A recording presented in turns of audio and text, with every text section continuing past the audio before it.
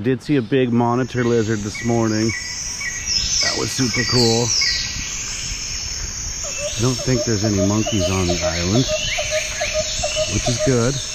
I don't need any monkeys. And there's no dogs, which I love the fact that there's no dogs on this island.